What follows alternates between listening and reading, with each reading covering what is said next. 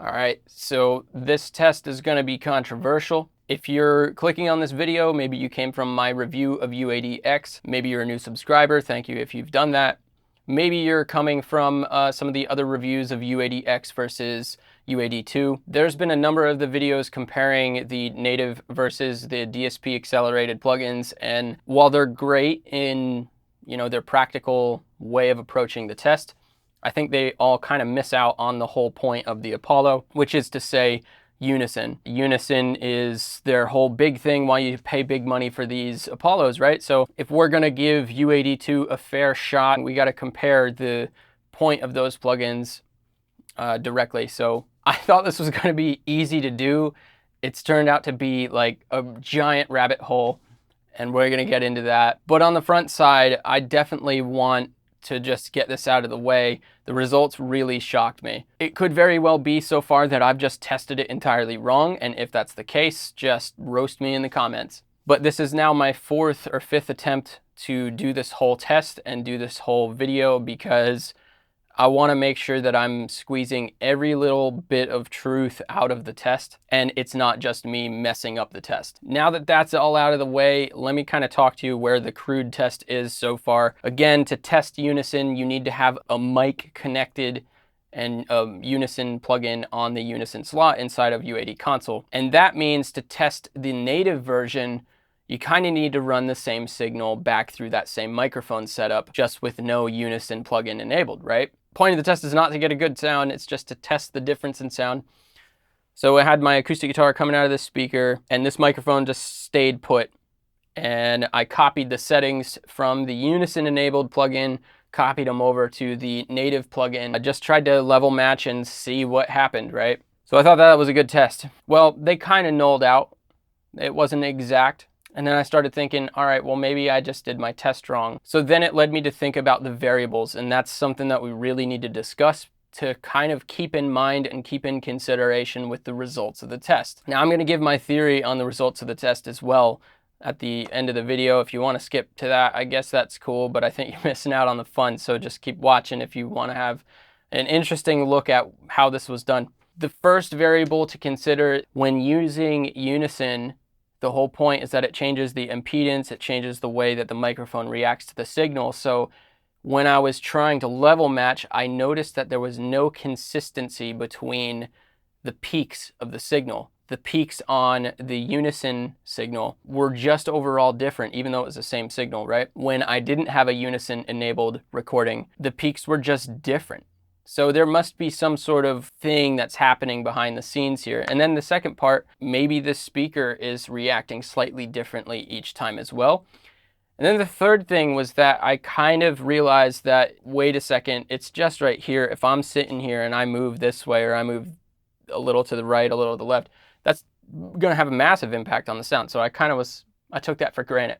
To be fair to the native plugin, you have to have the same settings, meaning if I have the Unison gain at like 60 or 50 dB of gain, we have to compare the clean signal with 50 or 60 dB of gain, which meant that I have to apply an inverse gain, meaning a gain reduction, so that in the native plugin I can gain it back up. And in doing this, you kind of add that one extra layer of variables, which is the built-in UAD preamp on the Apollo, or the built-in Apollo preamp. And that's going to be where I think the biggest difference is across this whole entire test, and why it's a very hard test to try to do, because again, you might have a Focusrite, you might have a Tascam, and all of those are going to interact with your microphone slightly differently as well. Again, it was the way the microphone reacted to the peaks of the same signal. They were a little different. So getting an exact level match to try to get them to null, very difficult. They're not going to null entirely, even if the UAD2 and the native, even if they were exactly the same and this whole Apollo thing's been a sham, you're not going to get them to null out, no matter what. So the next thing that I had to really think about was getting a baseline test. So in the first few iterations, I didn't have a baseline. What do I mean by baseline? Well, basically, I record the same signal with 2 different passes with Unison. and then I try to null itself out. So I kind of figured based off that I would have the ability to compare the same signal against itself. What does that sound like when you try to null it out? That way, when we try to null it with the native version, we can see if there's any sort of extra difference between the two. So now that we kind of understand that there are some really big variables at play, now let's go over what I'm going to approach for the final time before I just call it quits on this test altogether. I am going to set this speaker up in the vocal booth where it can't be impacted by the environment as much. I should have done that from the start, but I didn't. I thought there was going to be such a clear, distinct difference between the two sounds, and I was wrong. So without further ado, I'm just going to let the test play for itself. You guys can watch, you guys can listen, and then I'll share my thoughts after the fact.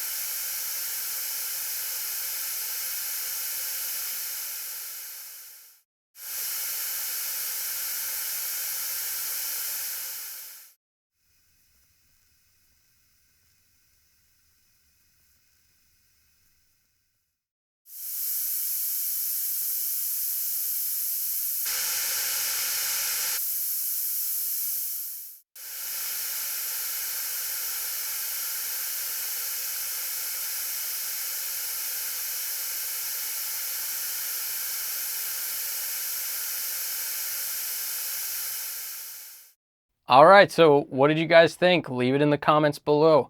And also, let me know what you thought of the test itself. Could I have done anything better? I probably could have used a better speaker. Maybe that would yield more consistent results. But I think this kind of shows that the test was consistent across all three different tests, especially when you factor in the baseline. I'm actually very blown away at the results on this. Now, I knew that there was always going to be some sort of a difference. I thought that difference was going to be more apparent. I gotta be honest, I'm a little bummed out. I think my Apollo's awesome. I love it. I think it sounds great, and it's certainly handy. I really enjoy the workflow of it, but I'm actually a little taken back by the results that I get. Now, again, one really important variable in that is that I'm still using an Apollo to track the clean signal. What if I had a task cam? What if I had a Focusrite? I'd be willing to bet that it would not even come close to even nulling out. It'd just sound like two totally different signals. So there's still that, but it really makes you wonder if the marketing for the Apollo is kind of not exactly true. It's almost like comparing the Apollo to the real piece of gear, but now you're comparing the digital plugin to the digital plugins emulation on the Apollo. It's literally like the next best thing, and in a mix you'd never know the difference. Yeah, kind of a mind. At the very back side of this, it kind of really makes you question what's going on at Universal Audio. And I would be the last person to say that literally only a week ago before I even did this test. It makes me question if the Apollos were really worth the price of admission. There's not much difference when you A/B. Like, I can barely hear any sort of a difference or discrepancy when you just A/B blind listen test. You know, so is the blind listen test worth the $2,300 or $2,400 for the Apollo? Maybe I'll revisit this test. Maybe I'll revisit this test. Maybe I'll revisit this test with a different interface, and we'll just really see how different it actually is. And maybe even we could even like test real hardware in combination with the native plugin on a different interface versus the native plugin on the Apollo versus Unison, because I think that would be an even more clearer picture. But again, the hardest thing was kind of adjusting for those variables. So I don't know, guys. I'm pretty surprised about this test. Let me know in the comments what you guys think. I don't know. I think at the end of the day, really, at the end of the day, we just all have to get over the fact that everything sounds good these days. You can just put on a plugin on any interface. Any interface is going to sound pretty good. It's about the song that you have, the arrangement that you have, and the mixing techniques that you employ. It's not about what interface. It's not about what plugin. They damn all well sound pretty good. So anyways, thanks for watching, guys. Damn. What a weird video. All right, guys. Well, I'll see you on the next one. Let me know if I should make a follow-up video and try to take it the next step further and really, really deep dive. If you guys want to see that, again, best way to make that happen is support the channel somehow. You find my link, buy me a coffee or whatever. That's going to go straight into me renting out a studio that has like a vision console and testing that out. So if you guys want to see that, you know, only you can make it happen. Anyways, I will see you guys in the next video. Cheers.